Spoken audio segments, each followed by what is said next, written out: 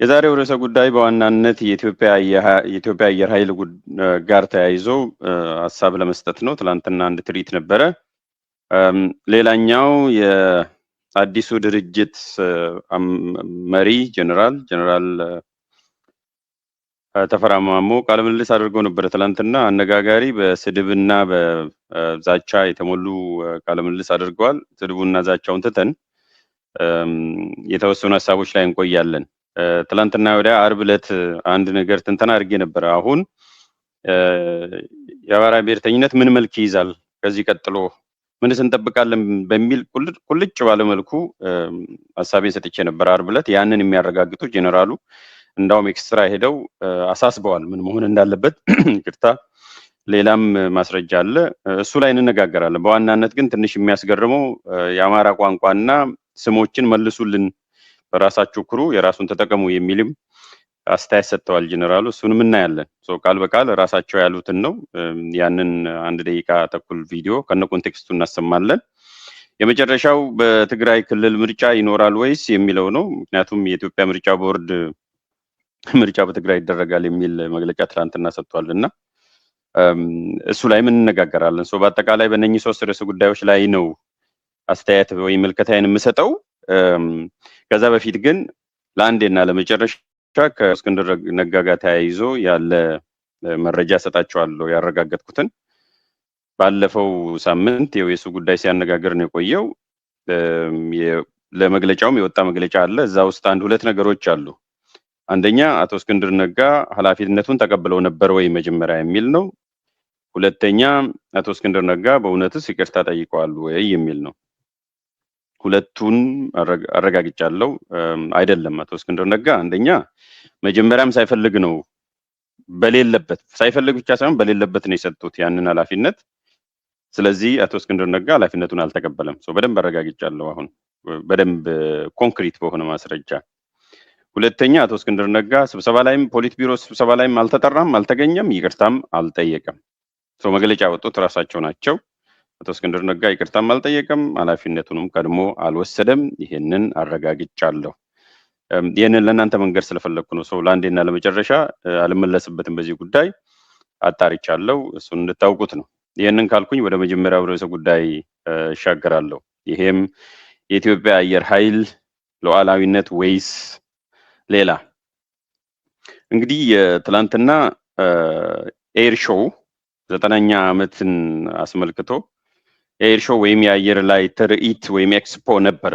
አይታችሁታል፣ ሰምታችሁታል። በተለያየ ሚዲያ እየተላለፈ ስለነበረ በቀጥታም ሲተላለፍ ነበረ። ከዛ በኋላም ቪዲዮዎች ስላሉ በራሳችሁ ጊዜ ማየት ትችላላችሁ ከፈለጋችሁ። በዋናነት እያንዳንዱ የቪዲዮ የትርኢቱን ለማሳየት ወይንም እያንዳንዱ እዛ ውስጥ የተነገሩትን ነገር መልሶ ለማግኘት ሳይሆን ስፔሲፊክ የሆኑ ነገሮች ግራንድ አጀንዳ የሆነው ላይ ነው ፎከስ የማደርገው። እሱም እስከ ሉዓላዊነት ጋር ተያይዞ ያለውን ነው።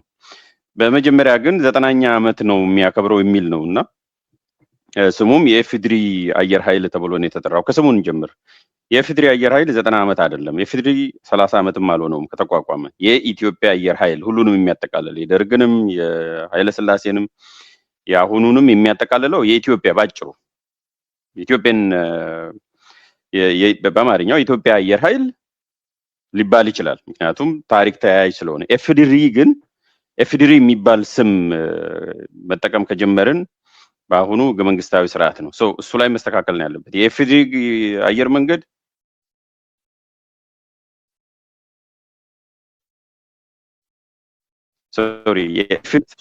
የኢትዮጵያ አየር ኃይል ግን ብሬትሊ ነው የምጠቀመው። የኢትዮጵያ አየር ኃይል ግን 90 ነው አይደለም የሚለውን እንመለስበታለን። ራሱን አስችሎ ለረጅም ጊዜ በቅብብሎሽ የመጣ ነው። ሁሉንም አንድ ሊያደርግ የሚችለው ታሪክን አንድ ላይ ሊያገናኝ የሚችለው ድልድይ የሚሆነው ኤፍዲሪ ብላችሁ ስትጠሩት ሳይሆን የኢትዮጵያ አየር ኃይል ነው።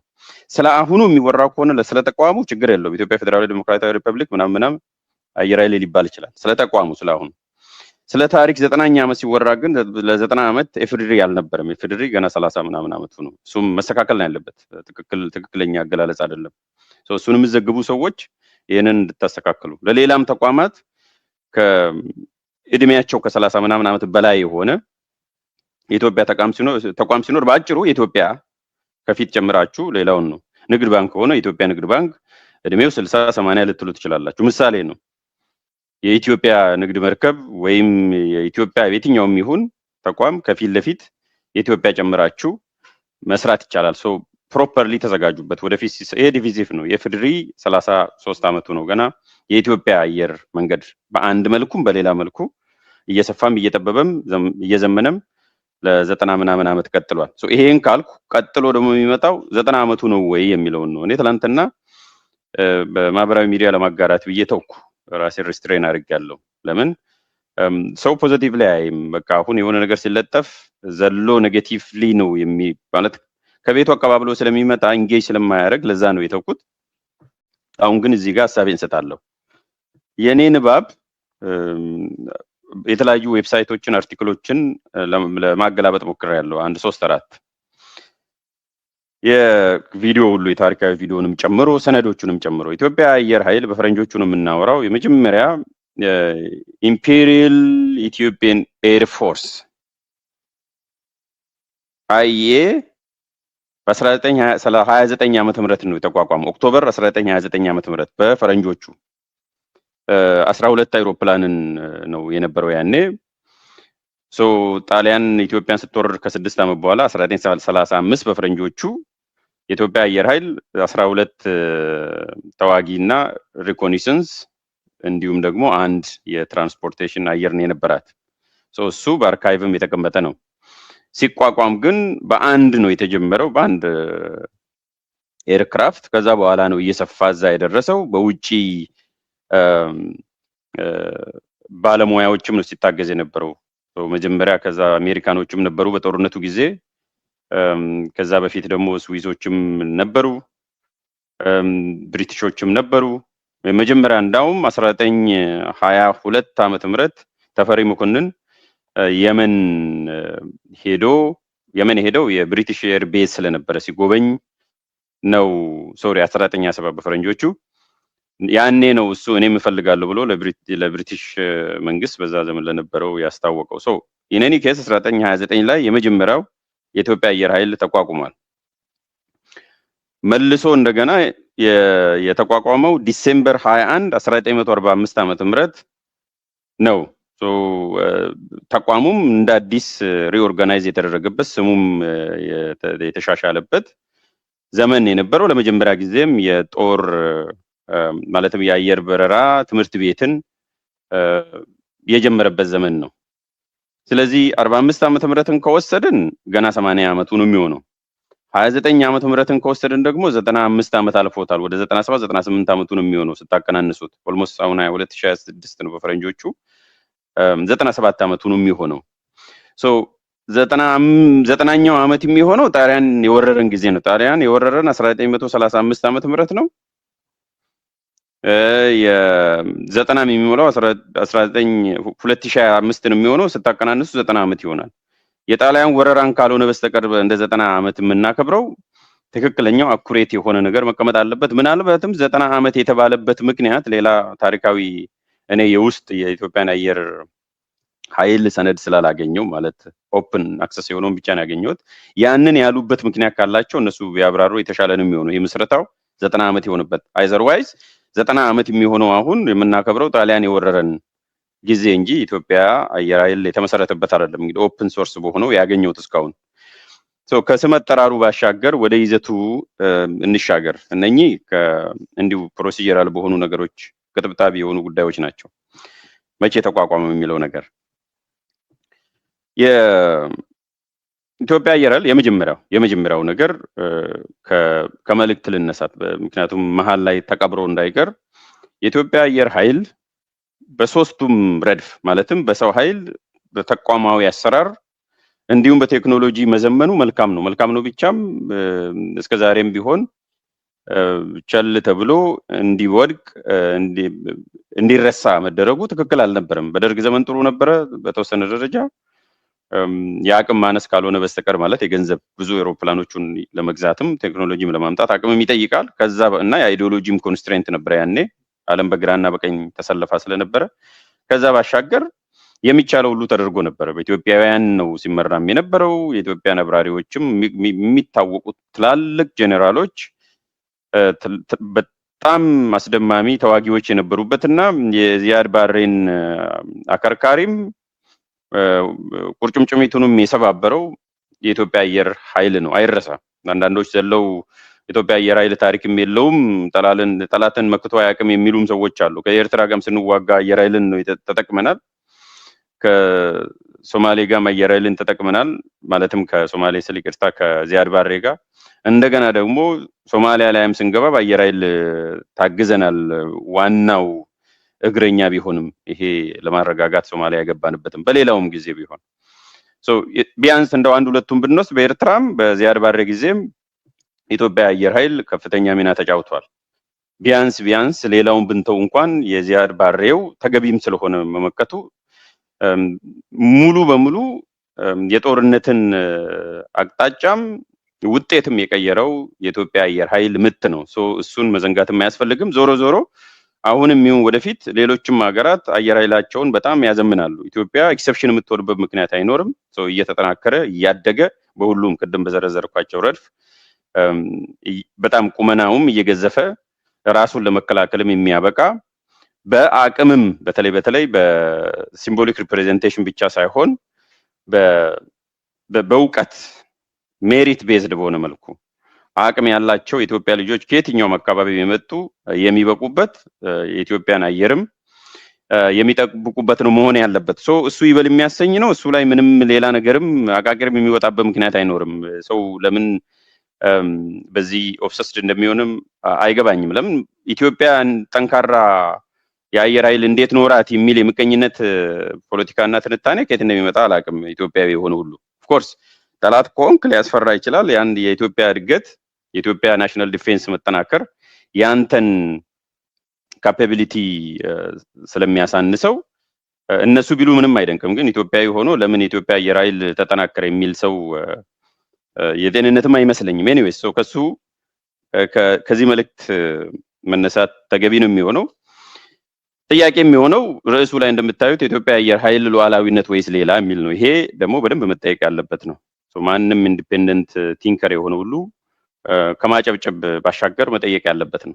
ይጠየቃል፣ በደንብ ነው የሚጠየቀው። እሱም ሉዓላዊነታችንን እያስከበርን ነው ወይ ነው። ይሄም የሚታየው አንድ ሀገር ከሌላ ሀገር ጋር መስራቷ የሚታወቅ ነው፣ የነበረ ነው። ድሮም ቢሆን ኢትዮጵያን አየር ኃይል ያጠናከርነውም የመመሰረትነውም ከሌሎች ሀገራት ጋር ሆነን ነው፣ የእነሱንም እርዳታ አግኝተን ነው። ይሄና ሉዓላዊነት ግን ፈጽሞ የተለያዩ ናቸው። የትብብርና ተለጣፊነት ወይም መጠኔ መሆን ልዩነት አላቸው። ትብብር ራስን ችለ በራስ ሀብት በራስ አቅም እና በራስ የፖለቲካ ውሳኔ ወይም ኦቶኖሚ የሚበየን ነው የሚሆነው። ትብብር ከሆነ የትብብር ማዕቀፍ እሱ ነው የሚመስለው። ዲፌንስ ኮኦፕሬሽን ይኖራል፣ የሴኩሪቲ ኮኦፕሬሽን ይኖራል፣ ኢኮኖሚክ ኮኦፕሬሽን ይኖራል። ሀገራት ከሀገራት ጋር ስምምነት ይኖራቸዋል። ስምምነቱ እንደየደረጃው ነው። በጣም ዲፕ ኮኦፕሬሽን ኢንቴግሬሽን ሁሉ ሊኖር ይችላል። ወይንም ደግሞ ዝም ብሎ ባይላተራል መደበኛ የሆነ ግንኙነት ሊኖር ይችላል። ያ ግንኙነት በኢኮኖሚ ላይ ብቻ ሊሆን ይችላል፣ በፖለቲካ ላይ ብቻ ሊሆን ይችላል፣ በሴኩሪቲ ላይ ብቻ ሊሆን ይችላል፣ ኮምፕሬሄንሲቭ ሊሆን ይችላል። እሱ ምንም ችግር የለውም። ነገር ግን አየር ክልላችንም ለምሳሌ ሾው ትላንትና ሲታይ ኦፊሻሊ የተገለጸው 17 የኢትዮጵያ 12 የዩኤኢ ጀቶችና አውሮፕላኖች ናቸው ሲበሩ የነበረው ትላንትና። ኮምቢኔሽኑ እንደዛ ነው ባልሳሳት ቁጥሩ።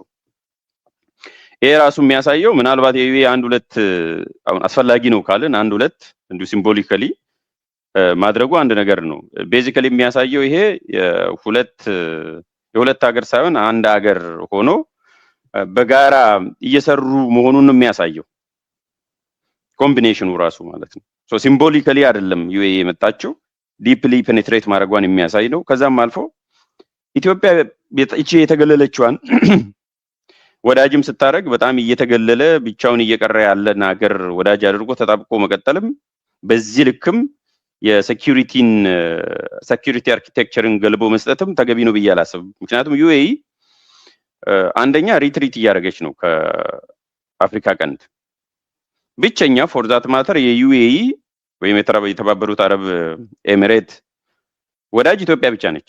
ከሶማሊያ ወጥተዋል፣ ኤርትራ ጋር አይደርሱም፣ ከጅቡቲ ጋር ግንኙነት የላቸውም፣ ከየመን ወጥተዋል፣ ከሱዳን አሁን እሱንም ኢንፎርማሊ ነው የሚደግፉት ይወጣሉ፣ ግብጽ ጋር የለችም፣ ከሊቢያ ወጣለች፣ ከኬንያ ጋር ግንኙነት የላቸውም። ሰው ብቸኛ የዩኤኢ ደንገጡር የሆነችዋ ኢትዮጵያ ነች። ይሄ ደግሞ ራሚፊኬሽን አለው። ምክንያቱም ዩኤኢ ነገ ጥላ ነው የምትሄደው። ጄኒዩንሊ እንደ ሀገር ቁጭ ብሎ የራስን ጥቅም በደንብ አድርጎ መገምገምም ሄጅ ማደርግም። ምክንያቱም አንድ ላይ ሙሉ በሙሉ ስትለጠፍ ሰርፕራይዝ ነው የምትሆነው። ነገ ጥላ ብትወጣ የሚመጣው ቫኪዩም ቀላል አይደለም።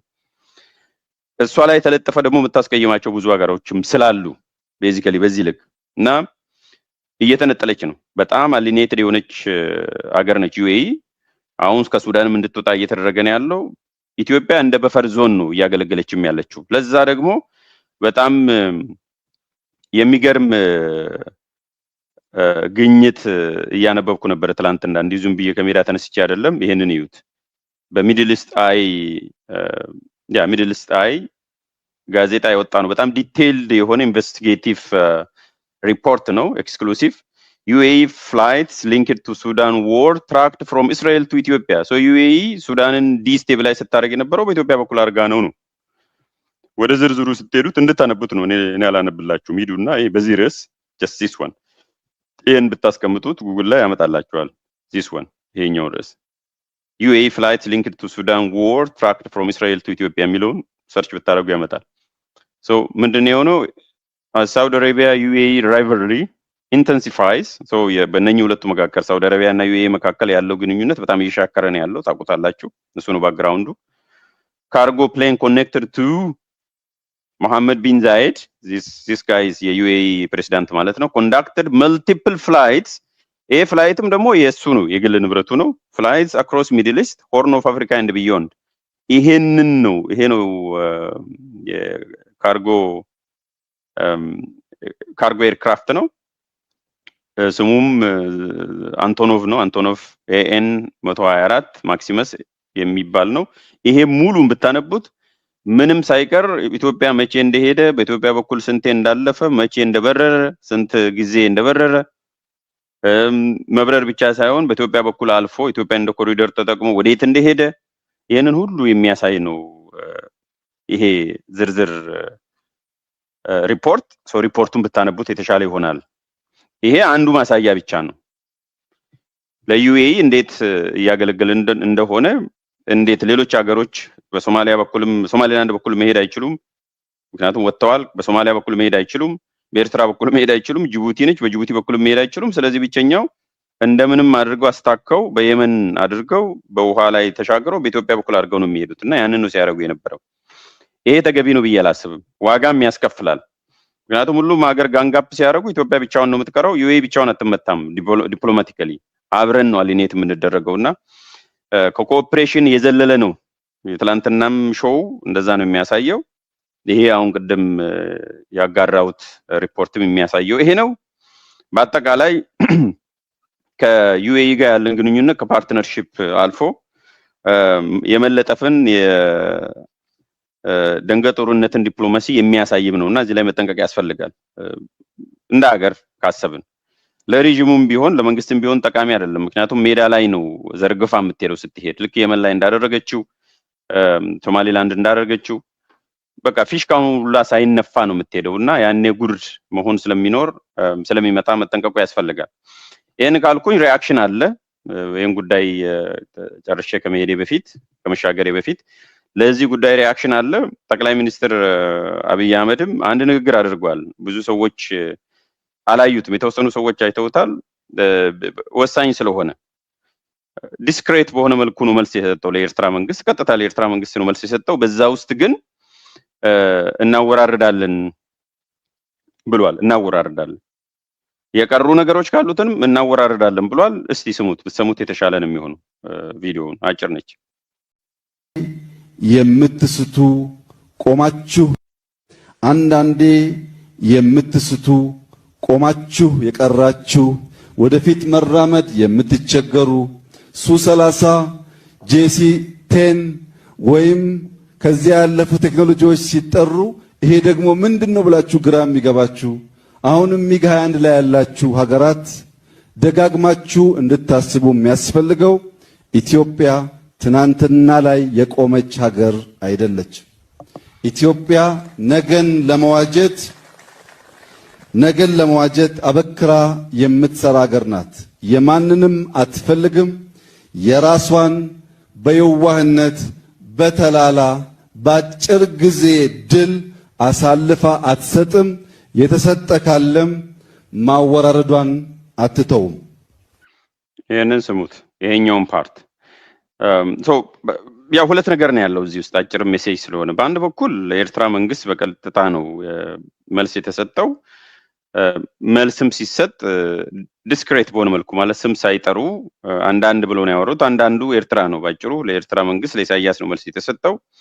እናንተ ዘመናዊ መሳሪያ አልታጠቃችሁም፣ በድሮ ዘመን ላይ ተጨንክራችሁ ቀርታችኋል፣ ሰው አትችሉንም ነው ቤዚክሊ ባጭር አማርኛ። ይሄ ነው መልእክቱ የመጀመሪያው። የሁለተኛው ነው በጣም ወሳኝ የሆነው ለአጭር በተላላነት በየዋህነት ወይንም ለአጭር ጊዜ ጥቅም ብለን አሳልፈን የምንሰጠው ጥቅም የለም፣ ከዚህ በፊት የተሰጠውንም ማወራረዳችን አይቀርም የሚል ነው። ይሄኛው በምን ነው የምናወራረደው? በዊስኪ አይደለም። ኦፍ ኮርስ የሚወራረድበት ዞሮ ዞሮ የሚያወራውም ስለ አየር ኃይል ነው። የሚወራረደው ያው በግጭት ከተነሳ በጦርነት ነው። ይሄኛው ፓርት ማለት ነው። ቺኛው ማወራረዷን አትተውም፣ ታልፋ አትሰጥም። የተሰጠ ካለም ማወራረዷን አትተውም። እሺ አሁን ይሄንን ስናይ እንግዲህ በአንድ በኩል ምን ነው የምናወራረደው ነው፣ አሳልፈን የሰጠነው ጥቅም ምንድነው ነው በዋናነት እና ጠቅላይ ሚኒስትሩን በየጊዜው የሚያወሩት ኦብሰስድ ሆነው የሚከታተሉት እንቅልፍ የሚነሳቸው ፎር ጉድ ኦር ባድ ምንድነው? በስህተት ተላልፎ ሰጥቷል። ሽፍቶች ተፈራርመው ኢትዮጵያን ጥቅም አሳልፈው ሰጥተዋል። ታሪካዊ ስህተት ነው። ያንን ታሪካዊ ስህተት ደግሞ ማስተካከል አለብን ብለው ሲናገሩ የነበረው ስለምንድን ነው? በአጭር ቋንቋ ስለ ወደብ ነው። የትኛው ወደብ? የአሰብ ወደብ። የአሰብ ወደብ ምን ሆነ? አግባብ በሌለው መልኩ ለአጭር ጊዜ ጥቅም ተብሎ ህወሓት አሳልፎ ሰጠ። ኢትዮጵያን ለማስተዳደር እንዲመቸው ኤርትራን ከማንም በፊት ሂዱልኝ ብሎ ሲገፋ የነበረው እሱ ነው። የፈረመው ቲፒኤልኤፍ ነው። ወደብንም አሳልፎ የሰጠው ለአጭር ጊዜ ጥቅም ተብሎ የኢትዮጵያን ጥቅም አሳልፎ የሰጠው ቲፒኤልኤፍ ነው ነው። አሁን ባጭሩ አንፓክ ስታደርጉት መልእክቱ ዲተረንስ ነው። የመጀመሪያው ዲተረንስ ነው። ያ ማለት በቃ አቅም አለን፣ አቅማችንን እዩ፣ ስለዚህ እንዳትሞክሩን፣ ከሞክራችሁን ያው ውጤቱ ይታወቃል የሚል ነው የመጀመሪያው ክፍል የዚህች ቪዲዮ መጀመሪያው ክፍል። ይሄ ዘመናዊ መሳሪያ ታጥቀናል የሚለው ሁለተኛው ቅድም እንዳልኳችሁ ከአሰብ ጋር የተያያዘ ነው። በሆነ ጊዜ መወራረዱ አይቀርም ነው። የምናወራረደው ደግሞ በጂውስ እና በዊስኪ አይደለም። የሚወራረደው አንደኛው በኢትዮጵያ ዲፌንስ ኃይል በኩል ነው ነው ይሄንን ተከትሎ መልስ የሰጡ ሰዎች አሉ እና የሚገርመው የኤርትራ መንግስት መልስ አልሰጠም ገና። የኤርትራ መንግስት በተለያየ መልኩ መልስ ሊሰጥ ይችላል። ትዊተር ላይ መልስ ይሰጣሉ፣ አልፎ አልፎም በቴሌቪዥን መልስ ይሰጣሉ። ያውኑ ደግሞ የሚያስገርመው በኢትዮጵያኖች በኩል ነው መልስ የሰጡት። ኤርትራ በብዙ ሳምባ ነው የሚተነፍሰው። ከነኛ ሳምባዎች ውስጥ በኢትዮጵያውያን ሳምባ በኩል መልስ ሰጥቷል። የሚገርመው ዝም ማለት ይቻል ነበር። እኔ በሆን ዝም ነው የምለው። ምክንያቱም ዳይሬክትሊ ለምሳሌ ስለ ፋኖ ቢናገር ቢነካካ ከዚህ ጉዳይ ጋር ቀጥታ መልስ ይሰጣል። ስለሌላውን ቡድን ቢናገር መልስ ይሰጣል። ዝም ብሎ ባዳና ባንዳ የሚለውን ነገር ቢደግም ኖሮ ትላንትና መልስ ቢሰጥ ምንም አይደንቀኝም። ለምን? በቀጥታም በተዘዋዋሪም ስለሚመለከት። እዚህ ላይ ፒውርሊ ለኤርትራ ነው መልስ የተሰጠው ወይም ተደራሹ የኤርትራ መንግስት ነው። ይሄንንም የጀመረው አንዳንድ ሀገራት ብሎ ነው። አንዳንድ ሀገሮች መቼም ፋኖ ሀገር አይደለም። ፋኖ ዙ 23 እናንተንም አልታጠቀም። ስለዚህ የፋኖ ተወካዮች፣ አማካሪዎች ወይንም ደግሞ ደጋፊዎች ተረባርበው መልስ የሚሰጡበት ምንም ምክንያት አይኖርም። ስፔሲፊካሊ ከሱ ጋር ተያይዞ የተላለፈውን ነገር የዙ 23 መታጠቅ አለመታጠቁን ትተው ሌላ ነገር ላይ መነጋገር ይቻል ነበር። ለምሳሌ ስለ ድሮን ማውራት ይችላል። ድሮን መታጠቅ ምንም አልበጀም፣ ህዝብን ያስጨፈጨፍኩበት ዛትስ ፌር ኢነፍ። ምክንያቱም የሚያገናኘው ነገር ስላለ በቀጥታ ለሌላ ሀገር በተነገረ መልእክት ላይ ተሽቀዳድሞ 20 ደቂቃ ሳይሞላ መልስ የሰጡት የጀነራሉ እንኳን እንመጣበታለን እሳቸው እንኳን አስቀድሞ የተቀዳ ቃለ ምልልስ ነው። ከዚህ ጋር ምንም የተያያዘ አይደለም። ሰው ለዚህ መልስ አልሰጡም። በቀጥታ አታያይዙት። የጀነራሉ ከዚህ ጋር እያያዝም ቀድሞም የተላለፈ ቃለ ምልልስ ነው። የፋኖ አመራሮች ግን ቀጥታ ለምሳሌ አስረስ ማረ ወደ አሁኑ 30 ደቂቃ ሳይሆን ነው መልስ የሰጠውና በጣም የገረመኝ ስለዙ 23 እና መሰል ጉዳዮች ነው መልስ ሲሰጥ የነበረው እና ምንም አይመለከትም። ዙ 23 ፋኖን አይመለከትም። ፋኖ ሀገር አይደለም፣ አንዳንድ ሀገር አይደለም። ፋኖ መልስ መስጠት ለምን እንዳስፈለገ አልገባኝም። እሱ ላይም ነው ትናንትና የጻፍኩት። ኤርትራን አትናገሩብን ከሆነ እሱ ደግሞ ትክክለኛ ስትራቴጂ አይደለም። ኢቨን ከኤርትራ ጋር አብረው ቢሰሩ እንኳን በይፋ ራስ ላይ እየመሰከሩ ኤርትራን እንዳትነካብን ብሎ መልስ መስጠት እኔ በፖለቲካል ኮሚኒኬሽን አንጻርም ትክክል አይደለም፣ ተገቢም አይደለም። ይሄው እየነገርናችሁ አይደለም ወይ የሚለው ነው የሚመጣው። አብራችሁ ትሰራላችሁ የኤርትራ ኤጀንት ናችሁ ቢባል እንኳን ሰው አይ አይደለም ብሎ ነው የሚያልፈው እንጂ ወይም በደፈናው ድፍንፍና አድርጎ ነው የሚያልፈው እንጂ አይ አለን ኤርትራ ስትጠራ አለን ብሎ ቀድሞ ተሽቀዳድሞ መምጣት ምን እንደሚጠቅም አላቅም። ቢበዛ በይፋ አዎ ኤርትራ ከተነካች እኛን መንካት ነው የሚለውን ትርክት እና እውነታ ማረጋገጥ ካልሆነ በስተቀር አንደኛው ሪአክሽን ይሄ ነው። ሌላኛው ሪአክሽን ቅድም ኦልሬዲ ሄጄበታለሁ። ኢትዮጵያ አየር ኃይል አንድም ጊዜ ጠላትን መክቶ አያውቅም የሚለው ስህተትም ነው ትክክልም አይደለም። በሀቅ ደረጃም ስህተት ነው፣ ስሁት ነው፣ ፋክቹዋል ኢረር ነው። ምክንያቱም ኢትዮጵያ አየር ኃይል ሲመክት ነበረ ቅድም ባልነው ቢያንስ በዚያድ ባሬ ወረዳ ጊዜ ቀጥሎ ደግሞ የከፋክት አንጻር ነው። ሁለተኛ ደግሞ የሀገር ተቋም ከአብይ ጋር ምንም የሚያያይዘው የለም፣ ከአንድ ቡድን ጋር ምንም የሚያያይዘው የለም። ስለዚህ ነጥሎ መምታት ይቻላል። የምትዋጋውን አካል ዲሞናይዝ ማድረግ የተጠበቀ ነው። ግን የራስ ነገ ብትመጣ የምትጠቀምበትን ትላንትም ስትጠቀምበት የነበረ ነገም ብትመጣ አጠናክረው የምትጠቀምበትን ተቋም ዲሌጂቲማይዝ ማድረግ ብቻ ሳይሆን እስከ መስደብ ድረስ እና ማዋረድ መሄድ ይሄም ፖለቲካ አይደለም። ባይዘው ይሄ ነው። ዝም ብሎ የተኛ ሰው ሁሉ ነው የሚቀሰቅሰው። ይሄ እነኚህ ሰዎች ቆይ ምንድነው ችግራቸው? ከኢትዮጵያ ተቋም ከኢትዮጵያ ጋር ነው ወይስ ከግለሰቡ ጋር ወይ ከቡድን ከፓርቲ ጋር ነው የሚል ጥያቄ ስለሚያነሳ የትኛውም ራሽናል የሆነ ሰው በዛ መልኩ ስለሚያይ ያን በዛ መልኩ ነው የማየው። በአጠቃላይ የኢትዮጵያ አየር ኃይል መዘመኑ ጥሩ ነው፣ ግን ሉዓላዊነትን ማስጠበቅ ያስፈልጋል። ሉዓላዊነት ደግሞ የምታስጠብቀው አንደኛው መንገድ ዲስቴብላይዘር ኢን ቺፍ ከሆነች ዩኤኢ ጋር ባለመለጠፍ ነው። እኔ ፐርሰናል ኦፒኒየን ነው። ኦፍ ኮርስ የግል አቋሜን ወይም የግል አስተያየቴን ነው የምሰጠው። አሁንም ደጋግሞ መነጋገር አያስፈልግም። እኔ ስለሆንኩ እየተናገርኩ ያለሁት ትክክል ነው ብዬ አላስብም። እኔ የኢትዮጵያን አየር የወረረው የዩኤኢ ነው እንጂ የኢትዮጵያ አየር ኃይል ሆኖ አላገኘሁትም። ትላንትና ኦልሞስት ግማሽ በግማሽ እነሱ ናቸው የወረሩት። ከዛም ባሻገርም ቢሆን በፖለቲካውም ወረውናል። ደግሞ ዩኤኢ በጥሩ ነገር አትታወቅም። ሁልጊዜም ዲስቴብላይዝ በማድረግ እንጂ የገነባቸው ሀገር ወይም ደግሞ ሀገር የሚገነባውን ቡድን አንድም ጊዜ ደግፋም ረድታም አታውቅም። ፕሮክሲን ነው የምትረዳው፣ አለመረጋጋትን ነው የምትረዳው። ስለዚህ ይሄ ከግንዛቤ መግባት አለበት። ከዚህ ርዕሰ ጉዳይ ስንወጣ ወደ ሁለተኛው ርዕሰ ጉዳይ እንሄዳለን። አማርኛና የአማራ ስሞችን ቶሎ መልሱልን ወደሚለው እንሻገራለን። የትም አትሂዱ። አሁን የመጣችሁ እንኳን ደህና መጣችሁ። ላይክ እና ሼር አድርጉ፣ ለሌሎችም አድርሱ። እስከዛሬ ድረስ ቤተሰብ ያልሆናችሁ ካላችሁ ደግሞ ሰብስክራይብ በማድረግ የሀሳብ ገበታ ቤተሰብ እንድትሆኑ እንጋብዛለን። ካፍታ ቆይታ በኋላ ተመልሼ እመጣለሁ። የትም አትሂዱ።